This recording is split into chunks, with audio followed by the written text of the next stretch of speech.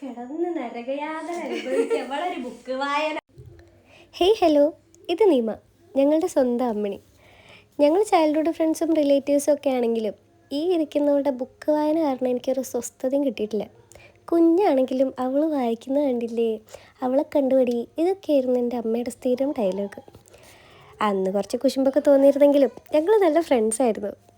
ഒരുപാട് വർഷം കഴിഞ്ഞിട്ടും പണ്ടത്തെ ആ ബോണ്ട് ഇപ്പോഴും അതേപോലെ ഉള്ളതിൽ ഐ ഫീൽ സോ ഹാപ്പി.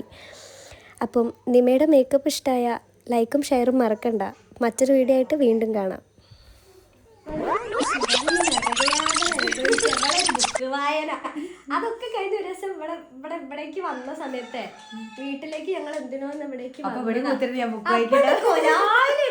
അത് ഉത്രക്കാട്ട് വലിയ നോവൽ എടുത്തിട്ട് വായിക്കണോള് ഞാൻ. കക്ഷരങ്ങളൊക്കെ കൂട്ടി വായിച്ച് പഠിച്ച സമയത്തില്ല ബുക്ക് വായിക്കല് പറഞ്ഞിട്ടുണ്ടെങ്കിൽ ഒരു ഹോബിയൊന്നും. ഇപ്പൊ അത് ഒഴിവായിട്ടാ ഞാനത് അവിടെ വയ്ക്കുക.